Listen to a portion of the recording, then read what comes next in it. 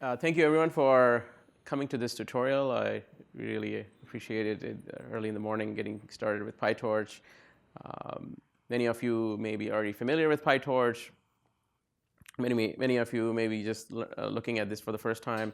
And then there's also the whole field of computer vision, which once again, if this is your first time, then there will be some things that will be very fast and you maybe get lost a little bit, but I would say that I did a similar tutorial in New York, which was a little bit slower. So maybe you can go there and then come back to this. They have videos for this tutorials, and yeah, very good. Look forward to it to the session. I think there's just a couple more people coming in. So let's do some introductions. Or let me rewind back and just say, did everybody get this information? The biggest thing is getting the GitHub link. If you didn't get it, not to worry. It's on every single slide. So you will have plenty of opportunities to get that link. It's actually fairly, I try to make it simple to remember, AIConf SF18CV. And then there's everything you need to know is over there, the slides and the notebooks and all that stuff is there. So just make sure you get that, and our Twitter handles in case you want to. But the slides are on there, so you have all the information. So introductions. Myself, I worked with many customers in computer vision problems, in other machine learning, deep learning problems for several years, and lately, I am mostly doing a lot of these things as a hobbyist, as a kind of somebody who is interested in the field of computer vision. My day-to-day, I'm doing security work with a company called Tanium.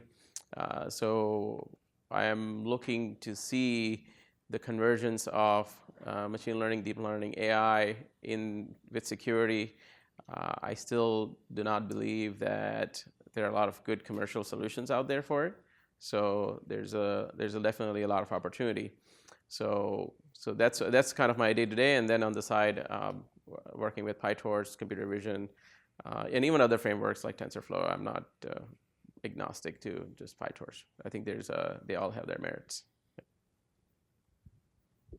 Want me to go? Yeah. To the introduction. Okay, David Mueller here speaking. I don't know if you said your name, but I think it's probably clear if you look at the faces who's who. You're the one starting. So I work for Teradata. Teradata is actually a sponsor of the conference. My role is in product management, mostly focused on AI innovation.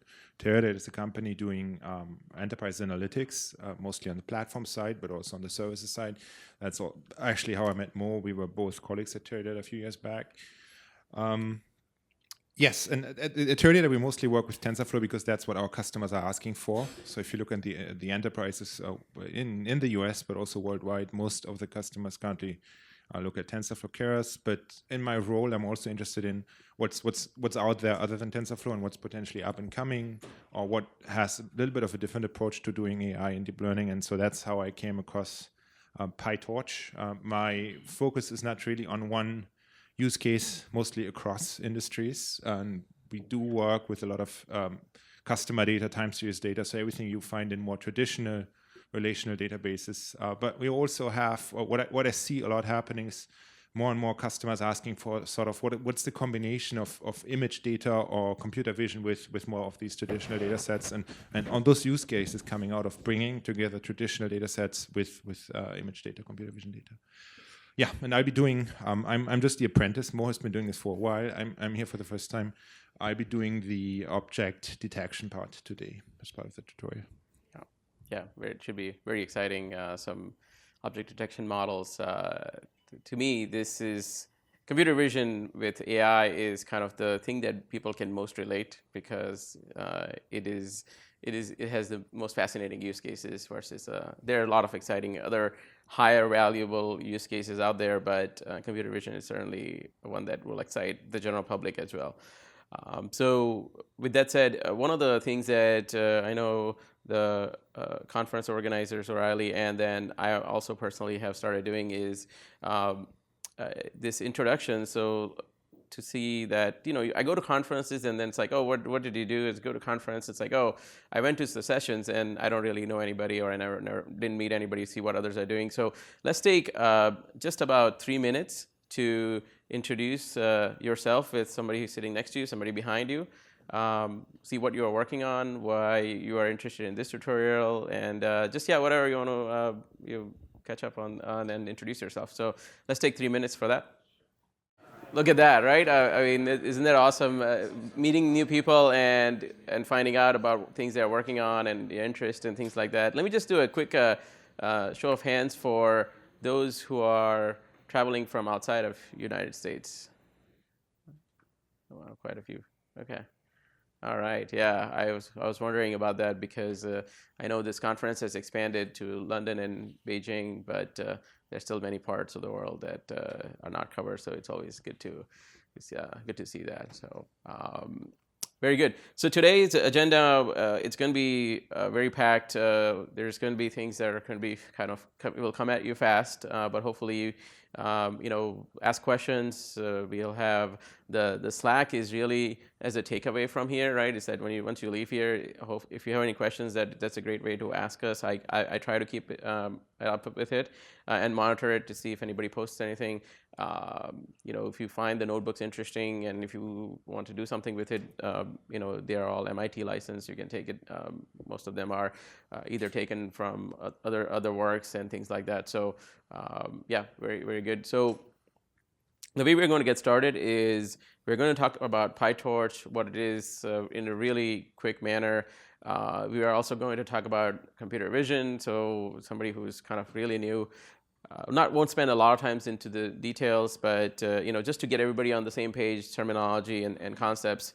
Then we'll do a code deep dive into some of the ways PyTorch that you may have seen other things may be different. So just give you some more concepts. We'll walk through some models, image classification, very common one that's out there. So transfer learning and how that works. And these are mostly not about image classification and transfer learning, but more so how does it work in PyTorch. We will do a deep dive into object detection or object localization, if you've heard of those terms, models.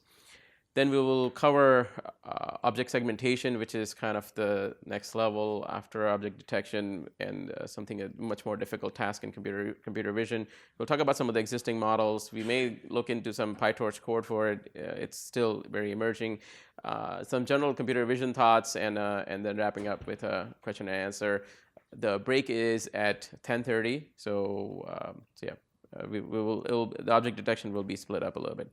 So let's just get started. And I think I may have said it, but once again, please interrupt if you have questions. The general terms with questions, right, is that the questions should be questions and not point statements about some topic that you are interested in. So, we'll keep things moving. So really quickly about PyTorch. PyTorch has been around for now almost close to 19 months, 18 plus months. January 2017. So it's been around for a little bit. It has its origins in 3 different areas. Torch used to be a very popular framework for computer vision, written in Lua. Chainer, which is a dynamic programming library for Python, that's also very popular. And then the HIPS AutoGrad framework that was from Twitter. So combining those 3, the team that built PyTorch kind of went into this direction where there was a need for dynamic execution library. Lua, as you can see in this chart, is not very popular. It's really hard to learn. Python was just really taking off a lot. So using Python as the language to bring this forward, and then having this AutoGrad, automatic differentiation, was also very important for the team. So PyTorch was born from that, and within the last year, there were several major milestones. Of course, January was when it was born. The Kaggle Data Science Bowl, which is a very popular contest, was won using PyTorch in July. There was a lack of distribution mode, which was brought forward in August. There are some other industry applications that started adopting PyTorch. The Allen Institute, they have an NLP library, Fast AI, which is a fascinating course and a whole setup run by the team there. They switched all their they built like a fast AI library on top of PyTorch for their training. Salesforce has been using PyTorch a lot. Uber has released a probabilistic programming framework on top of PyTorch. PyTorch 0.3 came out, and one of the things that was lacking, and it's not very mature, and we'll talk about this, production support. How do you take PyTorch models and bring them into for production frameworks? That happened in 0.3 release in December, and now in 2018, there was an interim release over the summer, 0.4, and there's been 1 and 2 since then, adding some more functions, fast Fourier transforms, for example, on tensors, a tool to identify bottlenecks, adding probability distributions native to PyTorch. Prior to that, you had to bring in some other tooling from other Python world to do those things. Bringing in distributed training for the Nickel 2 framework for those who are familiar with distributed and wire scale training using the CUDA platform. And then one of the other big ones was Windows, right? It was really hard to get PyTorch to work on Windows. I see there's a large majority of Macs here, which is those people were using it, but a lot of the Windows people had trouble. So bringing that forward was also some of the big things that the team worked on. What's next, right? And there's going to be some significant announcements and changes that are going to be coming out. The 1.0 release was kind of a preview of it was announced a few months ago.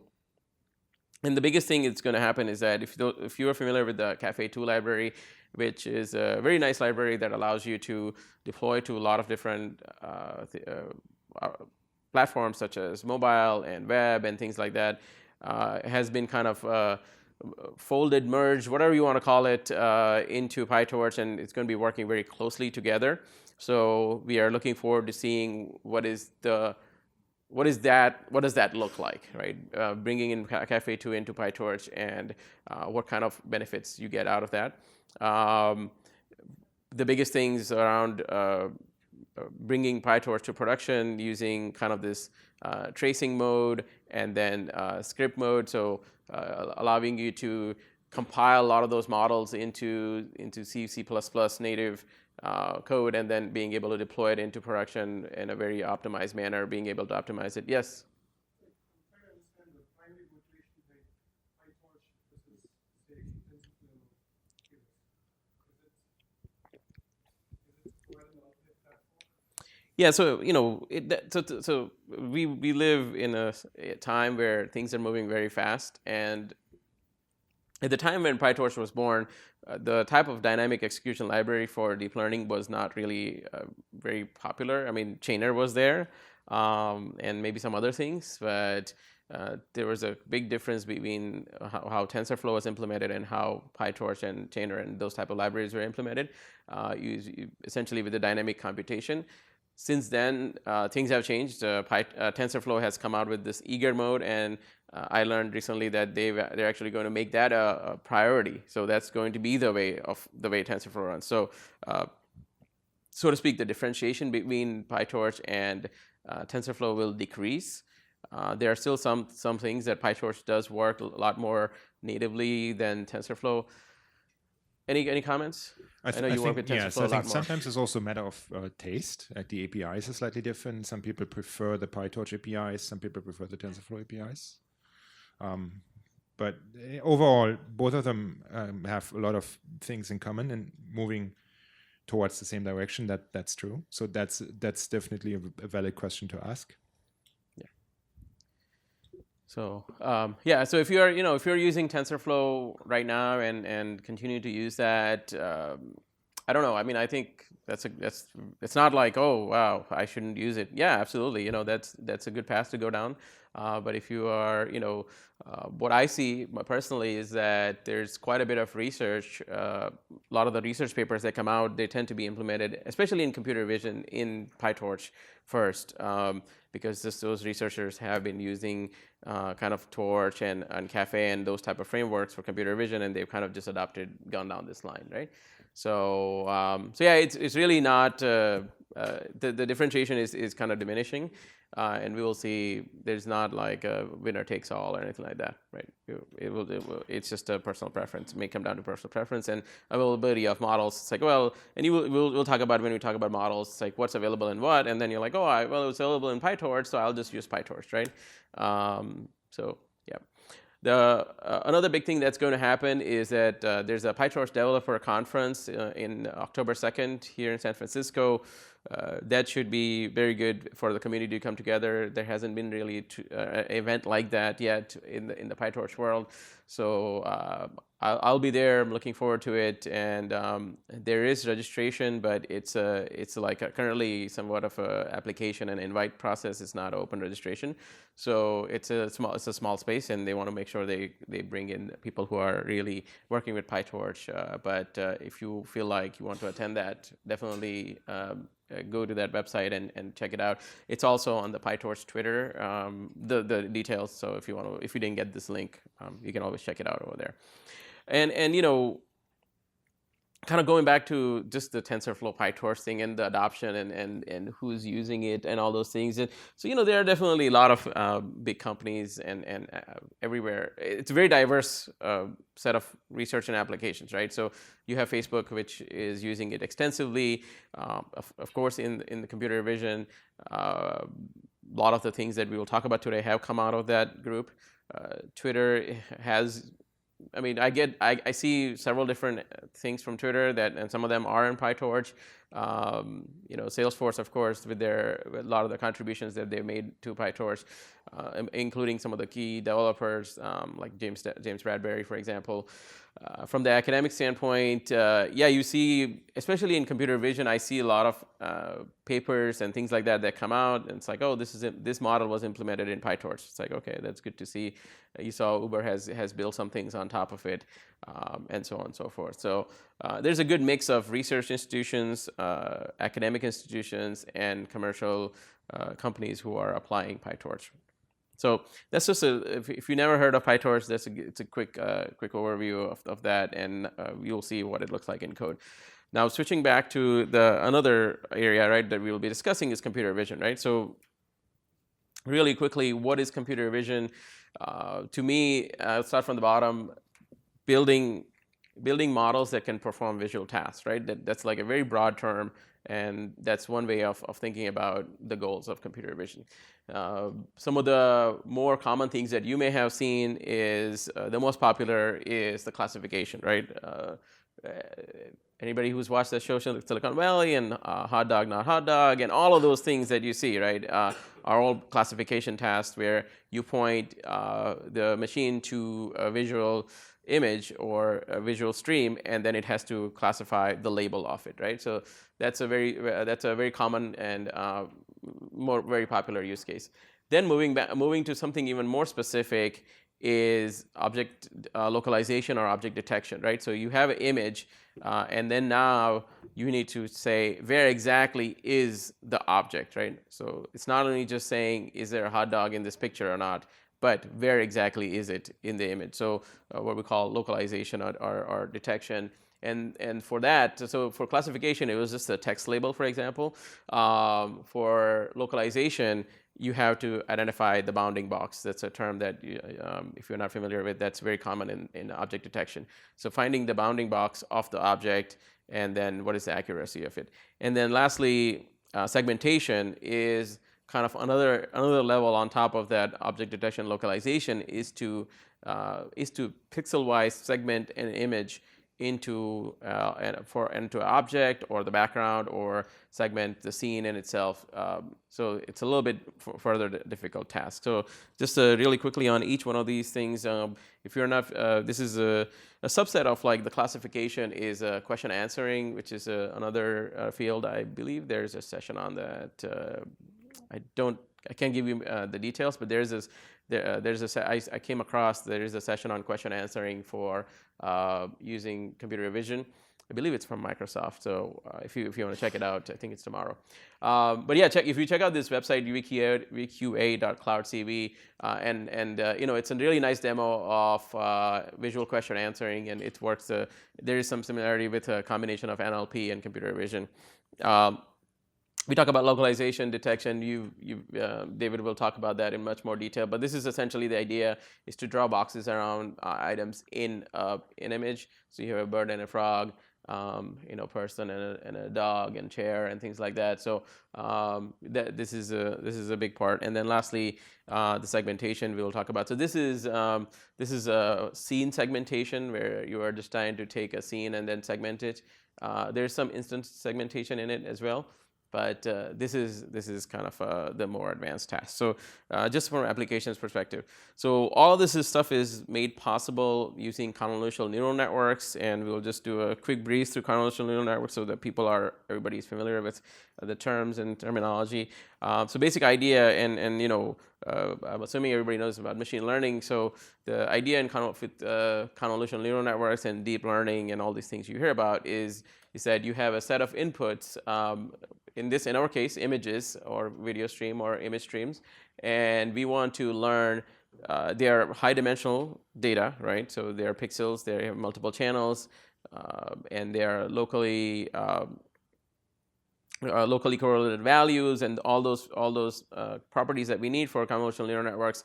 We put into our model, and then it will extract some low-level features that can do some classification task, or they can do some object detection task or segmentation task. In this example, it's doing a classification task, right? So you have an input image, it's doing some low-level learning of features, and then it's going to map it to some probability that this is a car, as opposed to a truck or a bicycle, right?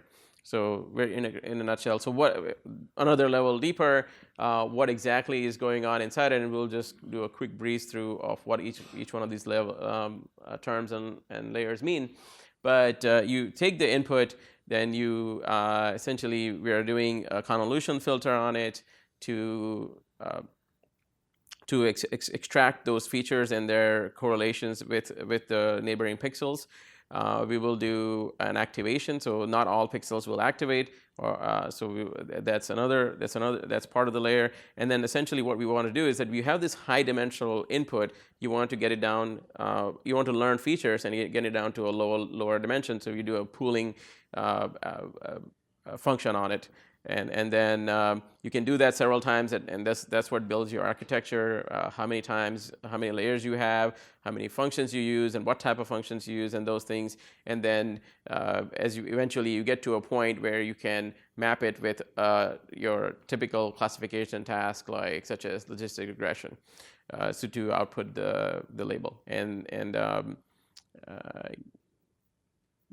Maybe I'll cover it. Essentially, the idea is that we run it one time, and then we find out the error, and then we propagate the error back in through the network to update the weights and the biases, and then you keep on doing it until you get a good result, right? So just a really quick crash course in if you just want to get a refresher.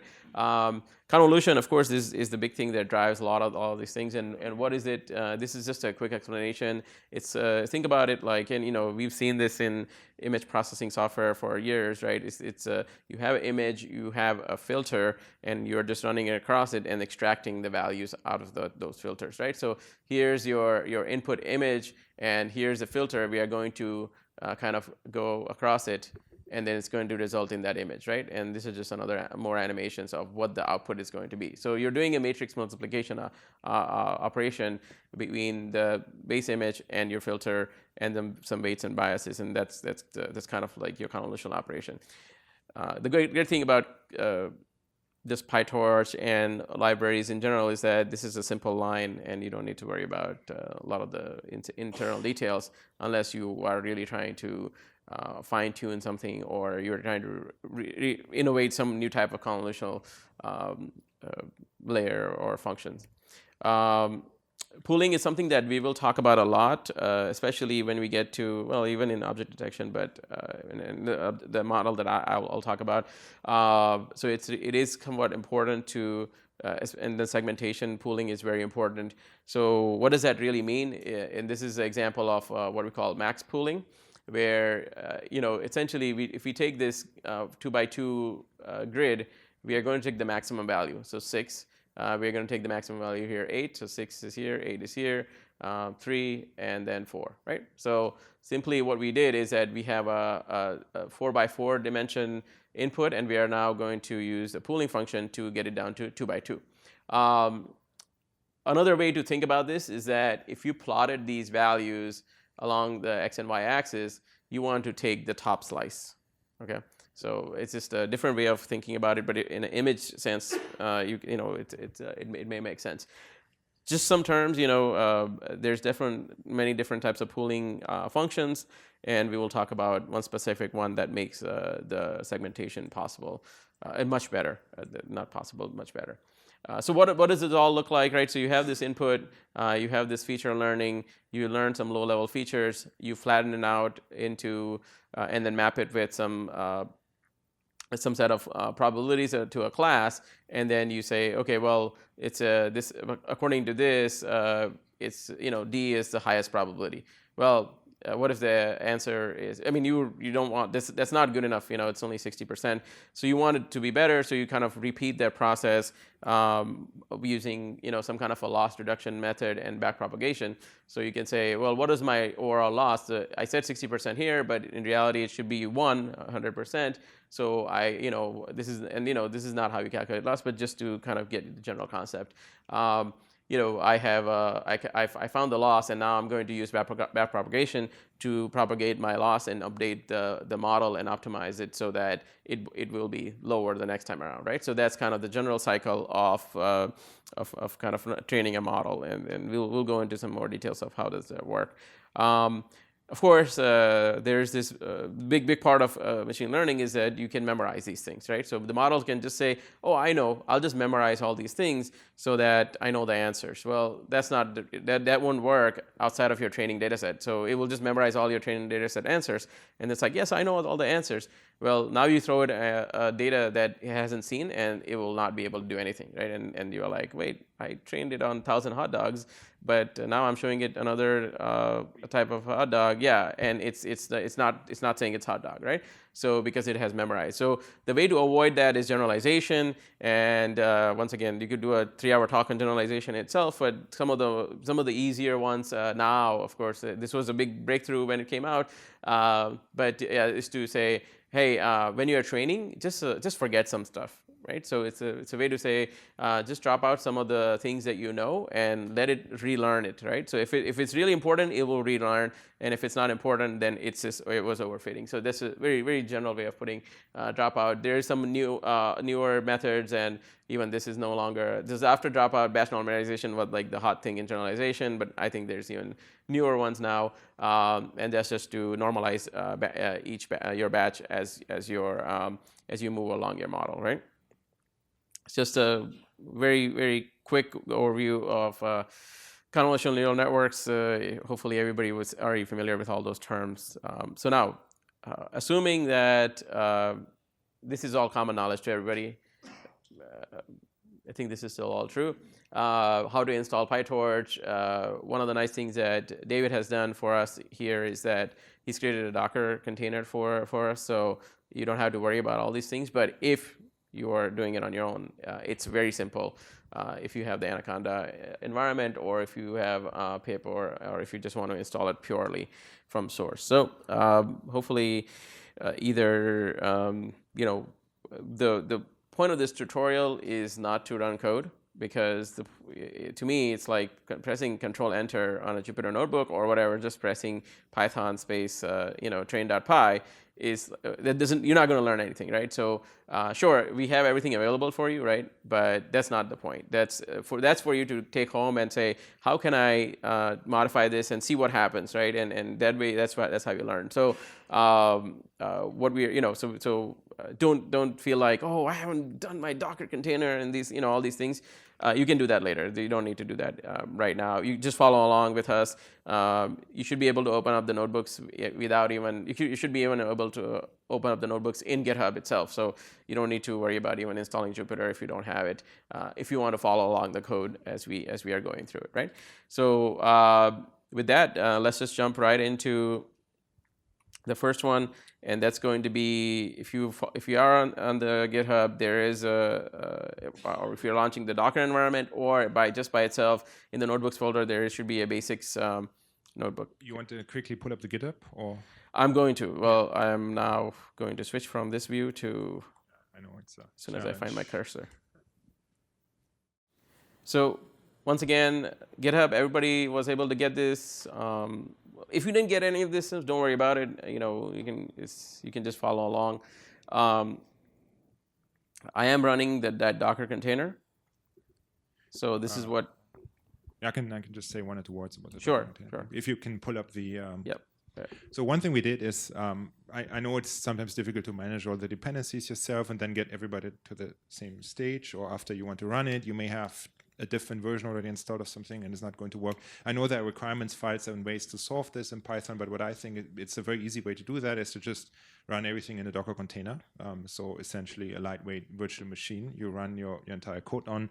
And so what we did is create that small Docker container, which is just inheriting from the Jupyter Notebook Docker container. So Jupyter Notebook provides a set of Docker containers you can just run. And what we did add, it comes included with Anaconda, so you have most of the Python libraries you need. What we did add is some of the PyTorch dependencies we're working with. And you basically, if you want to try this, or even at home later, basically need to do two things. You need, well, three. You need to have Docker installed, which I guess some of you will already have, and some may not, but it's a very nice tool, so I recommend doing that. And then you have to build your Docker container, which will take a while because it has to download all of the different libraries and dependencies unless you have that already locally available.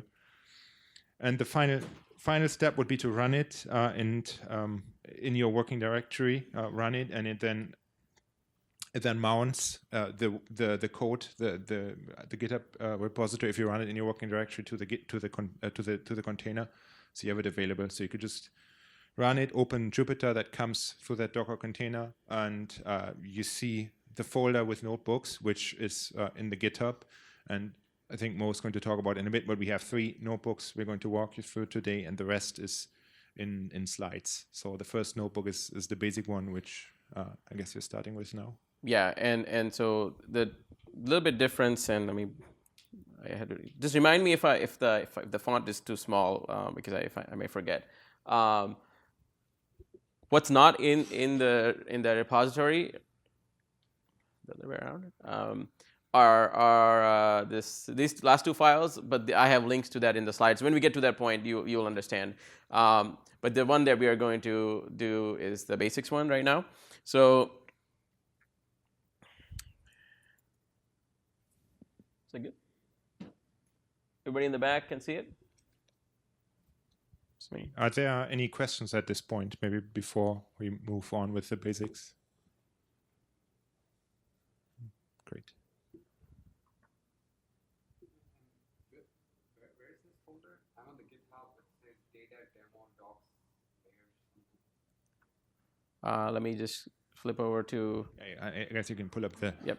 Are you at this page?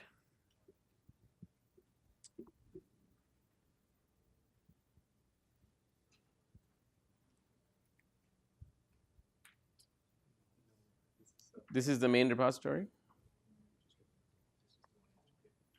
And the notebooks folder has the basics notebook.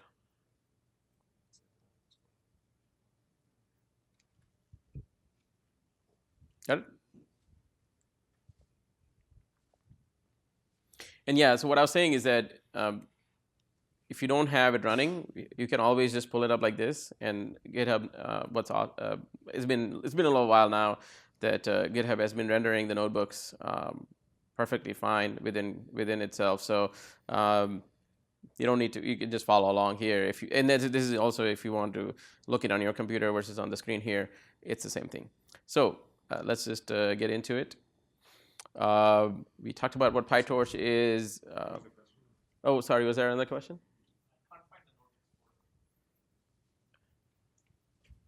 Yeah, I think if you're going to the Slack, it's in the bottom. They have two GitHub links.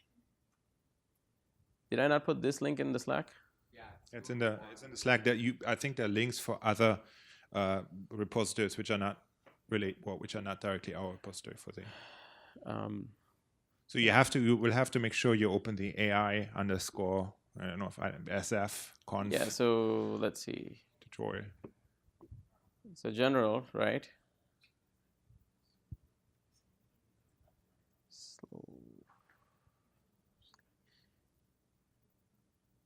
This didn't work for people. Anyway, post a message here if it didn't work for you, and then we can take a look at it. But yeah, let's just let's get with it. Goes without saying, import Torch, of course, and then one of the nice things that you see once you start working with PyTorch is that you're like, oh, I've been working with NumPy, and it's just like it. So that's one of the nice things about it, that if you've been working with NumPy, if you're familiar with the Python data analytics stack, there's a lot of like crossover, and it feels very natural. You're not going anywhere else. So here's just a simple, it's like you want to create a tensor that's empty 5x3, and then it will go ahead and put some random values in it. You can, of course, put in a real random initialized matrix, and it will go ahead and make a 5x3 matrix just like this. Or tensor, matrix tensor. Of course, zeros. If you want if you want one that has all zero values, so there's a zeros function for that. And then you can also construct a tensor with by putting in data. There are two values here, 5.5 and 3, and you could have, say, comma, and then you could have 10 and 4, and then now you have 2x2 tensor, and so on and so forth. So these are just some basic things that you should know. In a large scheme of things, probably you run into this type of stuff, not that often. But it's always good to know if you need to like output what you're looking at, or if you're trying to troubleshoot something. Another one where it just fills it up with ones, and in the type of value that you are setting it to. The one random again, and now we're with float. Printing the size, just all the operations that you're used to in other places, they're all available, and these are just some basic way to looking at it. What about something as simple as adding, right? So we can just say x plus operator, it works, but you can also add. You can output the results. What else? You can also just directly take a tensor and add it. You can, once again, I'm assuming that. Let me just stop me if this is like, oh, I've never worked with this kind of stuff before, because anybody who's been working with Python data stuff, this is just so normal, and also available in a bunch of other languages now too. This type of syntax where it's just going to print one row of the data. Of course, you can change the sizes. So these are all the type of things that will come in handy. For example, when you're working with images and you need to change the size, or you need to initialize something, or you need to normalize something, and how do I do these operations? Always good to know these things.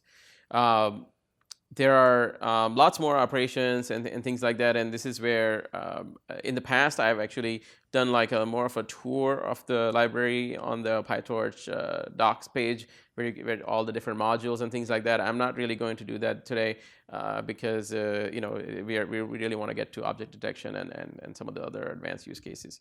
One of the big things, and this is something that you need to remember, so if you are and I really haven't played with eager mode in TensorFlow as much, but if you are coming from that TensorFlow world, there's a big difference in PyTorch is this calculation calculation of your gradient automatically, right? So as you are running operations in like a forward manner, it's automatically calculating the gradients of that operation continuously in the background. And all you need to do is, so by default, any tensor will have gradient calculations going on unless you set it to not run it, right? And then as soon as you call the backward function on that tensor, it will automatically calculate your backward propagation. So it's really neat, and this is one of the big things that attracted a lot of people to PyTorch. So let's just take a look at it. Here's a tensor filled with 1. We are going to add some operations in it. We're going to add 2.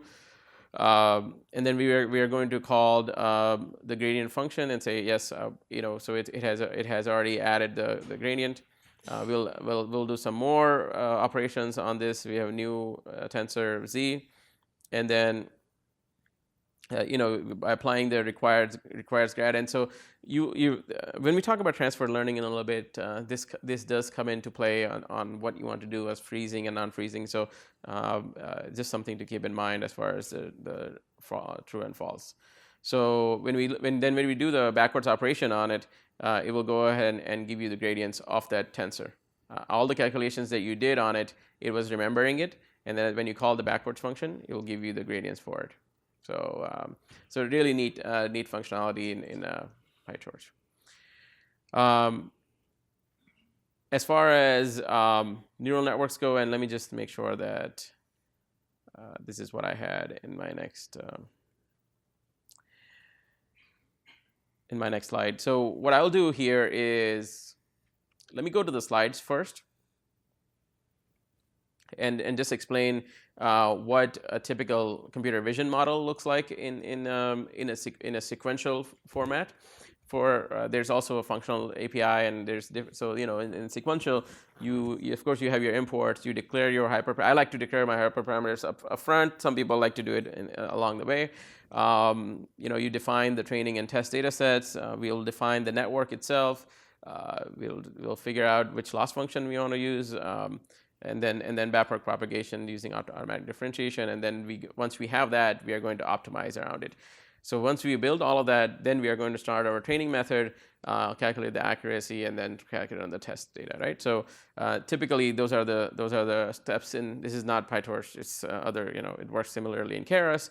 So how does it work in PyTorch, right? So we saw that importing, of course, torch and other functions and libraries. After that, you define this net module, this net class, and say this is the neural net NN module.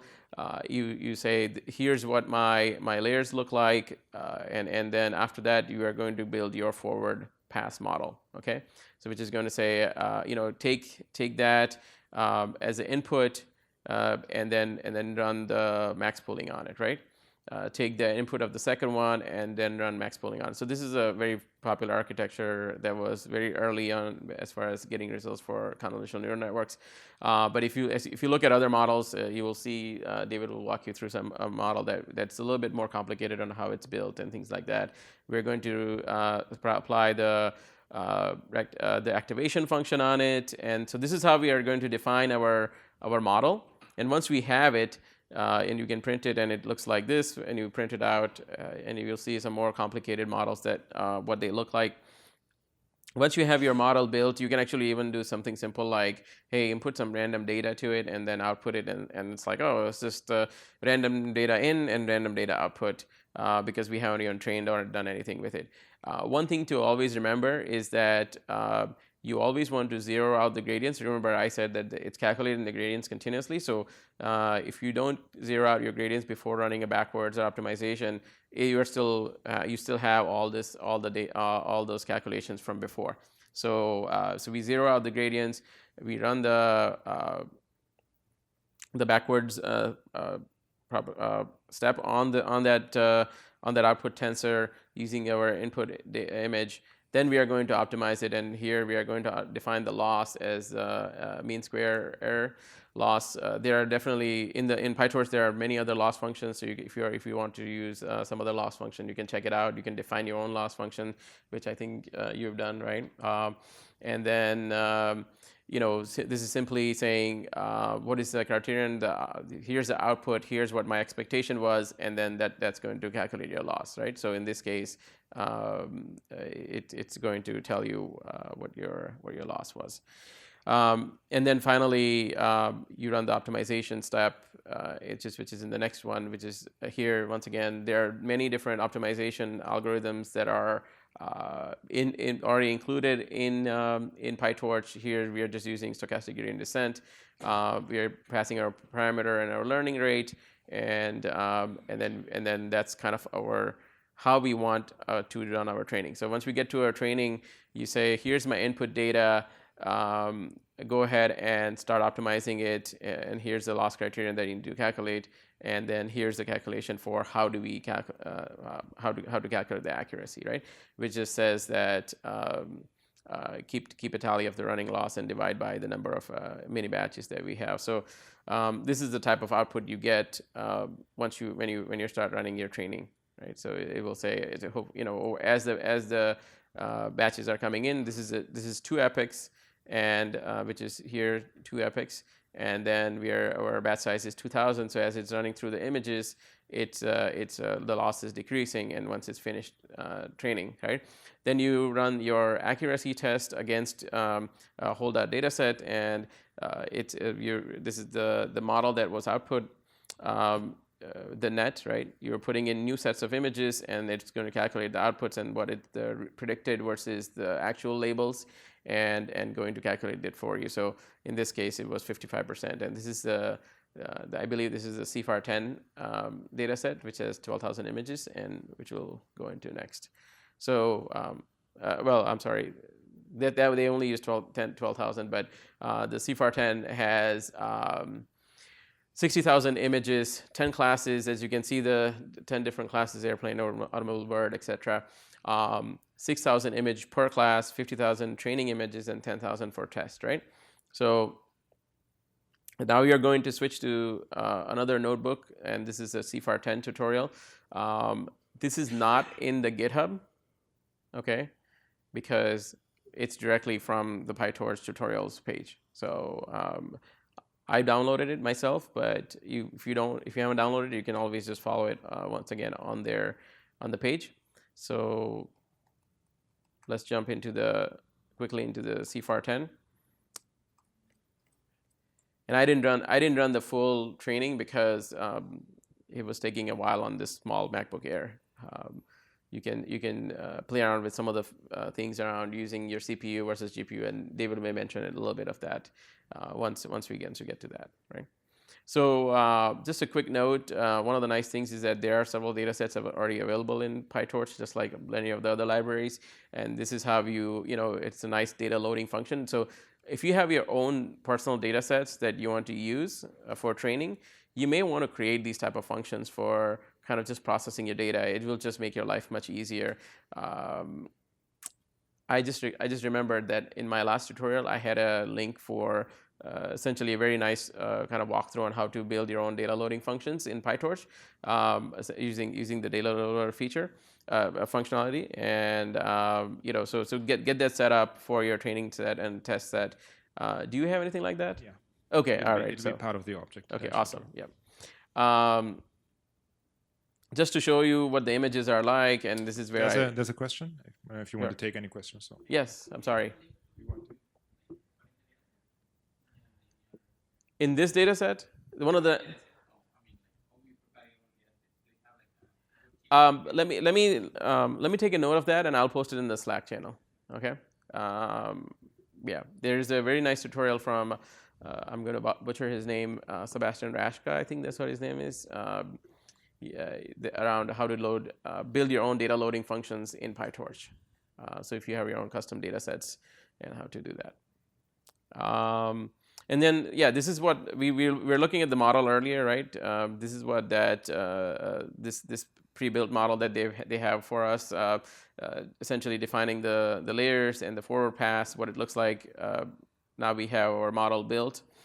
We are going to use the cross entropy loss instead of the mean square error loss. of course, using the stochastic gradient descent again. And this is where, if you are just trying to familiarize yourself with PyTorch or even convolutional neural networks or deep learning, play around with these all different parameters, right? So play around with using different type of convolution functions, different type of pooling functions, activation functions, rectifier linear unit here, ReLU, but there are other activation functions. Play around with different loss functions, optimization functions, and then see what type of results you get. Are you getting better or worse? That's where you can start your deep dive into why and asking those questions. It's like, okay, I changed the optimization from stochastic gradient descent to Atom, and my results got worse. Well, the papers are essentially saying that the results will be better. So why, right? And that's kind of will start you into your journey if you really want to start doing a deep dive into how all these things work. Yes. What is the function called view in the forward, in the net class under the forward function? So view is just a reshape of the tensor, so you can change the tensor dimensions. Thank you. We are just going to run 2 epochs of this on this data set. We are going to keep our running loss, and then this is your training function, very similar to what we saw in the slides. I stopped at after just a second batch because it was taking a long time on this MacBook Air. But if you have a decent machine, then this should finish within reasonable amount of time. I think I had one which was finished in like 2.5 minutes, and it was mostly we've been getting around 55% accuracy. There's ways to get much better accuracy by using different type of modeling and techniques and things like that. So these are the type of experimentation you can do if you're really getting started with this stuff, right? The object detection that we'll go into, that's like another level as far as once you start start working with these models. Yeah, and unfortunately, because I didn't run it, you're not going to see the output of this on the page. That PyTorch page definitely has it. So I'm just going to do a quick Google